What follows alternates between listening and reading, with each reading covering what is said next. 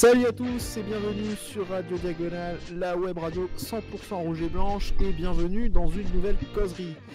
Une causerie qui sera consacrée à la rencontre entre l'AS Monaco et l'Olympique Lyonnais. Une rencontre qui aura lieu dimanche soir, ce sera après l'Olympique de Marseille.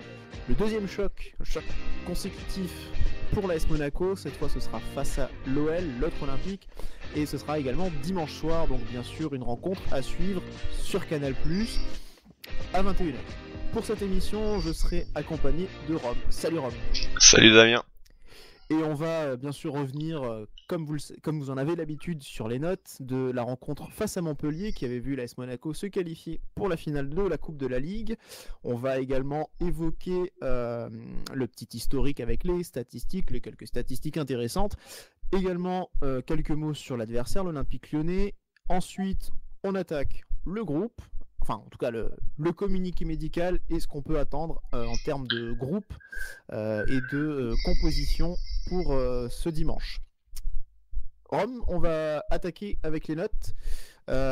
Suite à la rencontre, la victoire 3-0 face à Montpellier. 3-0, c'est ça. La C'est ça. fameuse victoire 3-0 La face à fameuse. Montpellier. Non, les notes, il n'y a rien de surprenant, évidemment. C'est Falcao qui a été élu homme du match, avec quand même l'excellente moyenne de 7,82. Ouais. Le podium est complété par un peu plus étonnamment, pour moi, mais bon, c'est pas non plus choquant, Radji, avec attention la note de 6,66. Ah. Donc, Pirate. ouais, le chiffre du diable. Et le podium est terminé par Sidibé qui confirme sa bonne forme actuelle avec la moyenne de 6,37. Donc toutes les notes sont bonnes, parce que la moins bonne note c'est Bochilia qui l'a avec 5,66. De peu devant Moutinho avec 5,71, je tenais à le préciser quand même. Et la moyenne générale est de 6,21, donc c'est une des meilleures moyennes depuis le début de l'année. Je vais pas vraiment regarder le détail, mais en tout cas c'est la meilleure moyenne sur le mois de janvier, et ça assez largement. Ouais, oui, parce qu'une rencontre bien maîtrisée et globalement, enfin voilà, 2 buts, on en a mis un troisième ensuite qui a été refusé, mais Monaco a surtout géré cette deuxième mi-temps, en plus pas une opposition très coriace. Donc on a fait le minimum et c'est tant mieux, j'ai envie de dire, parce que ça nous permet de nous projeter sur la rencontre de Lyon en ayant, on va dire, un petit peu économisé de nos forces. Oui, c'est sûr. Vu qu'on avait fait la décision, comme tu viens de le dire, assez rapidement, on a pu un peu se préserver en deuxième mi-temps. Falcao a pu sortir. Mais Lyon également n'a pas joué, eux, cette semaine. Donc c'était bien de s'éviter un match avec des tirs au but ou un match compliqué avec un score serré. On s'est épargné ça, c'est déjà positif. C'est déjà positif. Maintenant, avant qu'on joue Lyon en Coupe de France, on pouvait se dire ils viennent de jouer Paris dans un très gros match. Au final, ça les a pas beaucoup dérangés. Donc bon, l'enchaînement des matchs, quand c'est sur comme ça que quelques rencontres, et malgré tout ça reste des rencontres franco-françaises, donc l'intensité n'y est jamais, en tout cas très rarement, démente. On va rapidement évoquer le classement parce que donc il y a Marseille qui a joué contre Metz ce soir, donc il y a un petit changement au niveau du classement. Marseille prend la deuxième place avec 51 points. Suivent donc derrière Lyon 48 points et l'ASM 47 points. Donc en tout cas quand on dit que c'est un choc, forcément c'est parce que la lutte est toujours plus féroce en tête du classement. L'ASM qui, s'il l'emporte, ne reviendra pas, en tout cas ne pourra pas revenir à égalité de l'OM, mais pourra dépasser l'OL. Donc ça reste et revenir sur le podium aussi. Revenir sur le podium, à noter aussi que l'OM, même si ils auraient pu faire encore plus mal sur ce côté-là, ils ont également frappé un bon coup quand même du point de vue goal average, où ils étaient un petit peu distancés par rapport à nous et même à Lyon. Bon, là ils ont quand même gagné par 3 buts d'écart, donc même s'ils en avaient jusqu'à 5, donc ils se replacent aussi un petit peu sur ça, donc en cas d'égalité en fin de saison, ce qui a quand même de fortes chances d'arriver malgré tout, c'est à prendre en compte. Ouais. Et on va revenir aussi sur l'historique. Donc En tout cas, on peut déjà évoquer dans un premier temps la rencontre qui a eu lieu. C'était quoi, il y a la semaine dernière? C'était à une dizaine de jours, ça.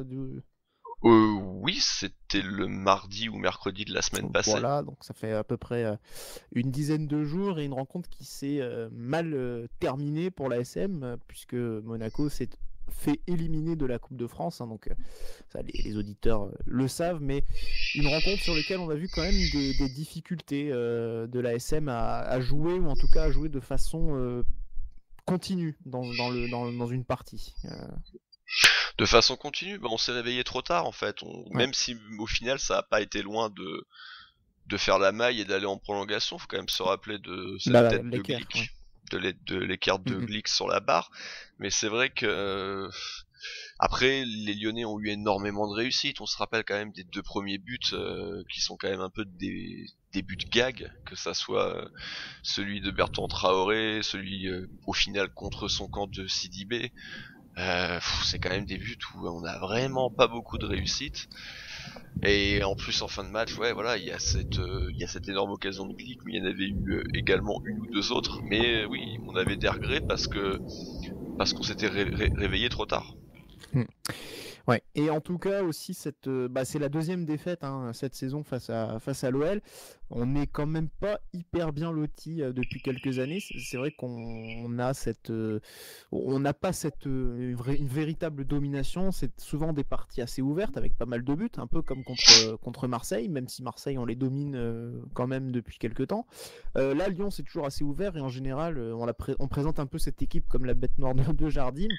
Et on s'en souvient, l'an dernier, malgré la saison exceptionnelle, le Monaco-Lyon s'est soldé par un match assez catastrophique, enfin une défaite assez dure à avaler, tant par plus même par le contexte, mais aussi par un contenu qui n'avait pas toujours été très bon.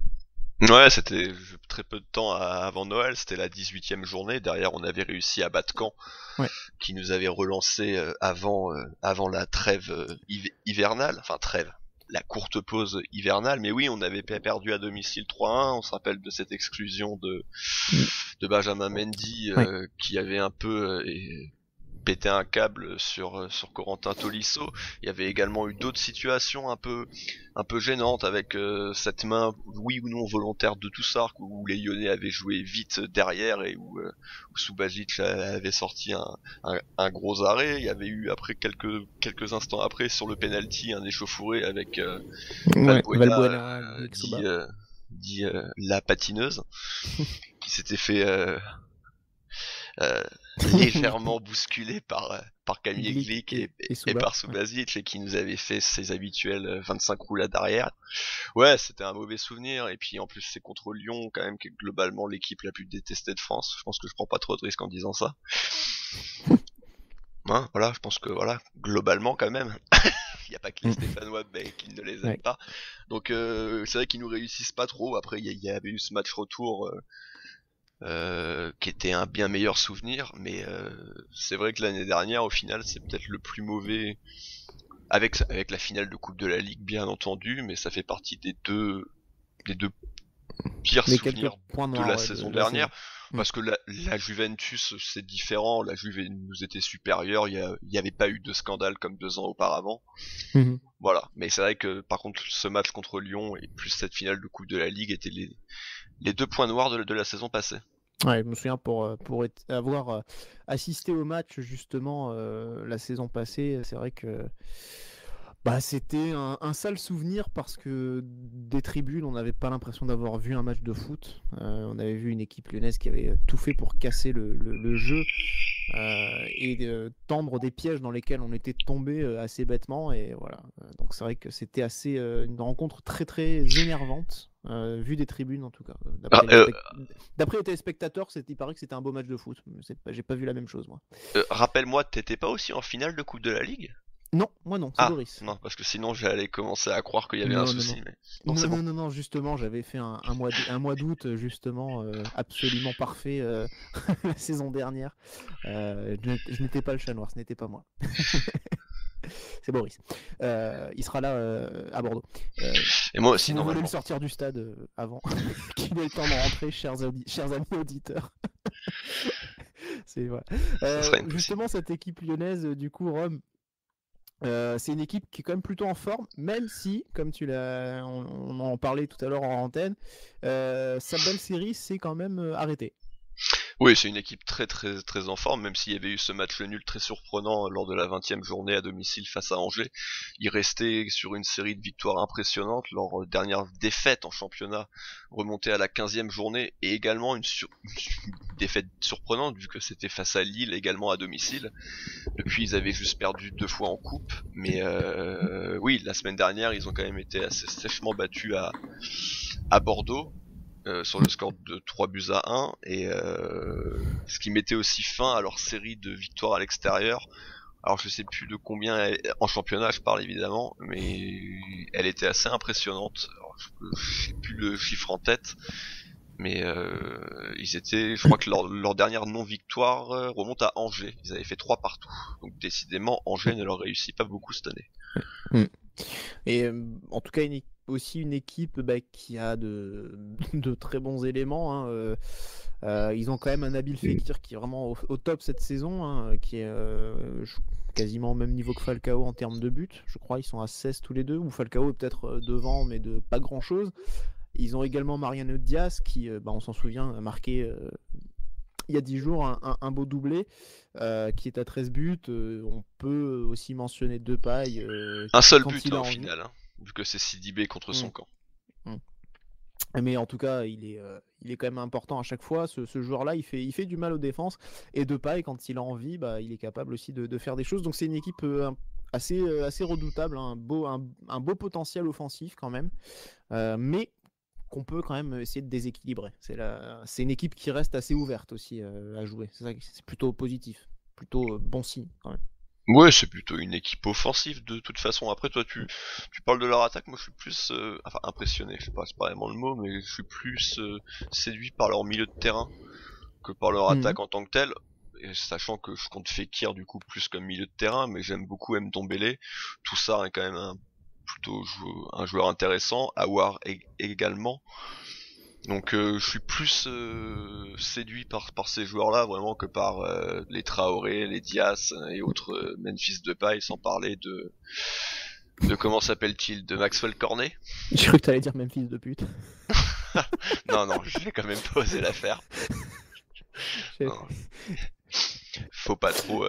Non, mais voilà, je suis plus. Et sinon, oui, tu avais raison. Fekir est à 16 buts comme Falcao et Diaz lui est à 13.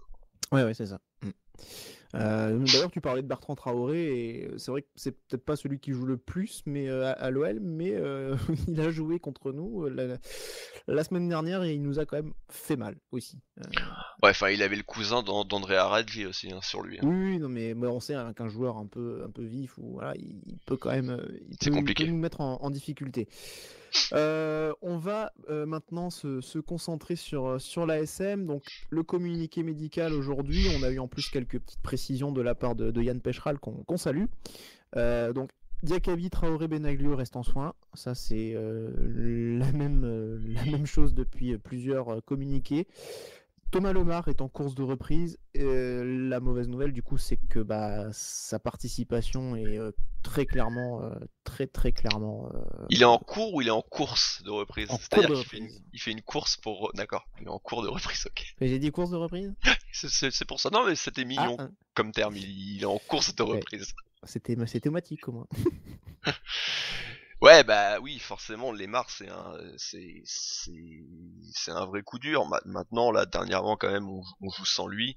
On s'en est sorti face à Montpellier, on s'en est pas trop mal sorti face à Marseille.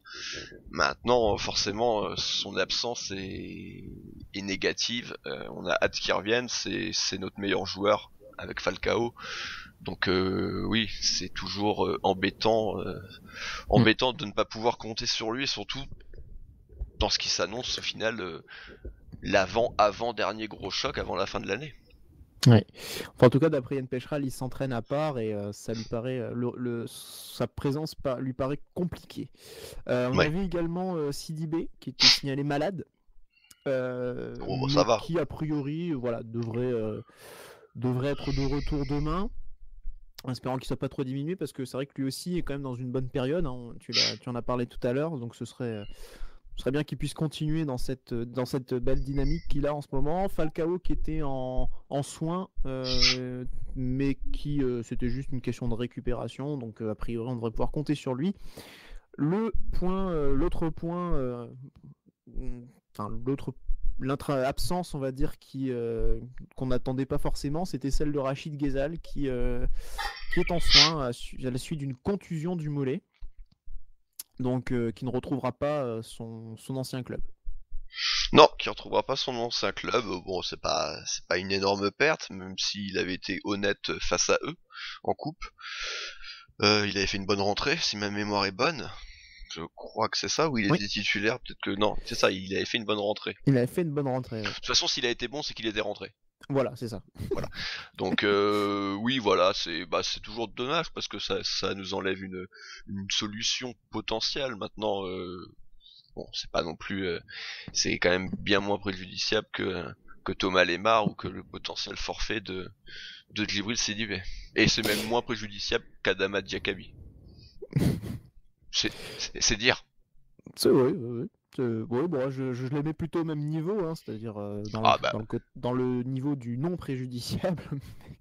Diakabi quand même, je demande à revoir. Il faisait un très bon début d'année 2018. Malheureusement, il a été un peu coupé dans son élan, mais il était peut-être en train de... je dis pas que ça deviendra un attaquant de classe internationale dans les années à venir, mais ça peut devenir un joueur très intéressant. À confirmer.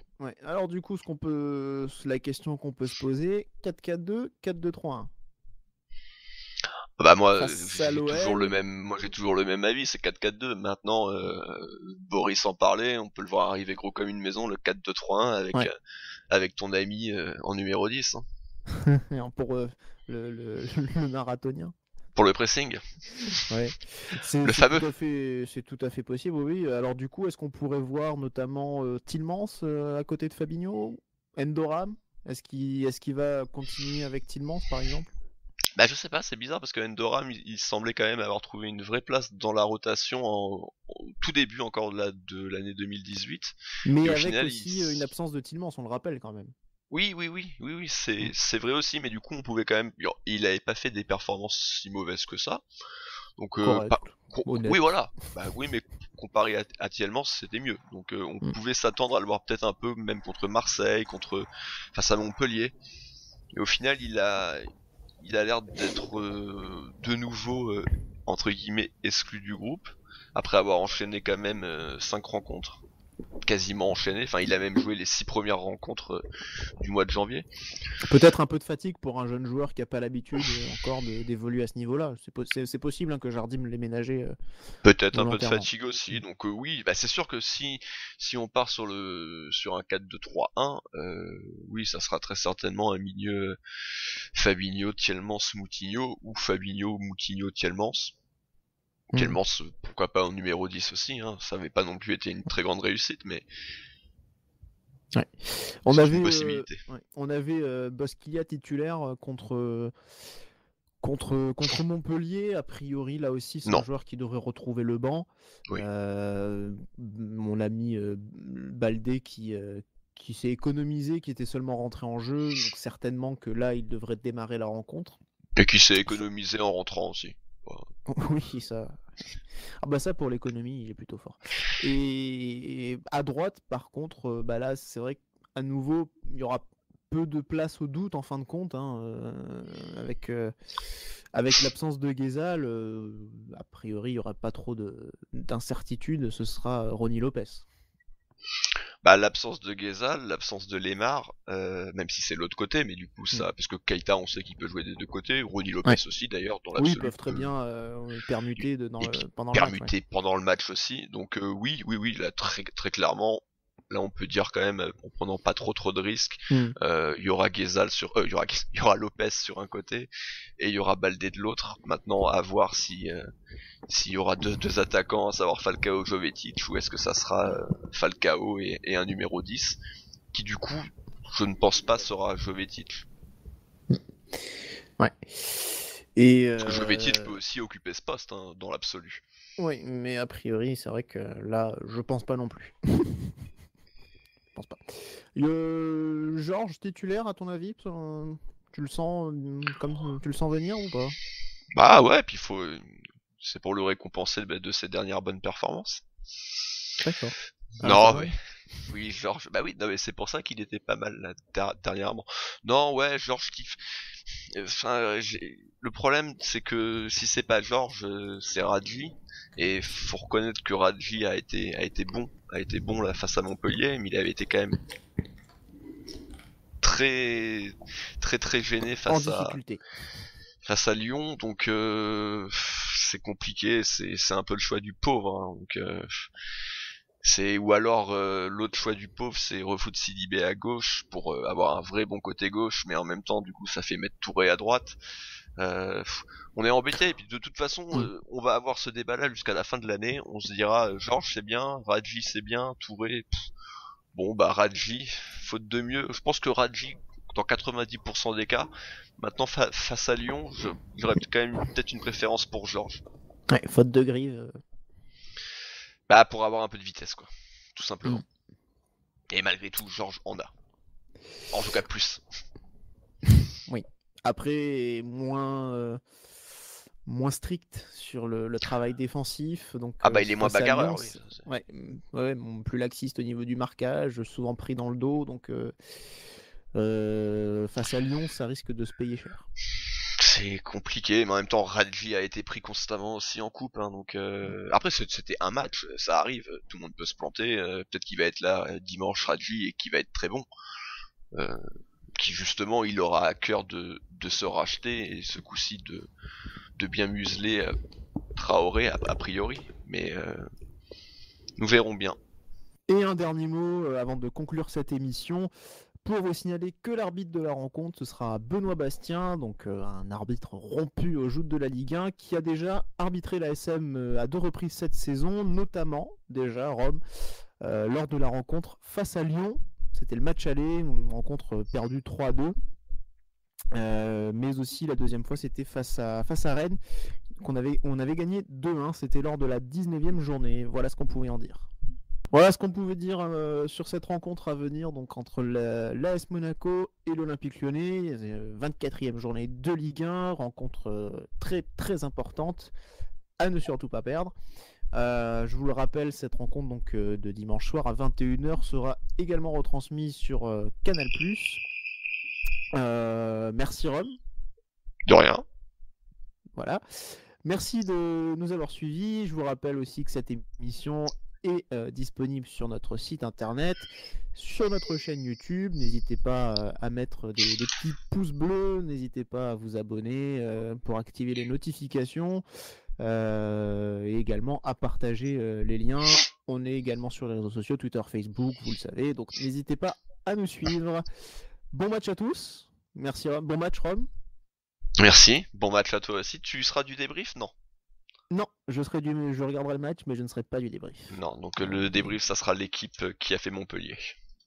Ouais, donc là, bon, une équipe A prime, on va dire. Bah, une équipe qui gagne quand même depuis le début de l'année. Globalement, je crois qu'on est invaincus tous les trois, donc c'est peut-être plutôt bon signe. Et bah oui, parce que alors si on perd, vous allez m'entendre. Ah, en même temps. En interne, ça va prendre des sanctions. Toute série se rapproche de sa fin. Ouais. Voilà, bon, en tout cas, merci. Le débrief, on vous rappellera, ce sera dimanche. On enregistrera l'émission dans la foulée, pas de live, uniquement un enregistrement et un podcast disponible dans la nuit. Voilà, merci à tous, bonne écoute, bon match à tous, et Daguet Monaco. Et bisous.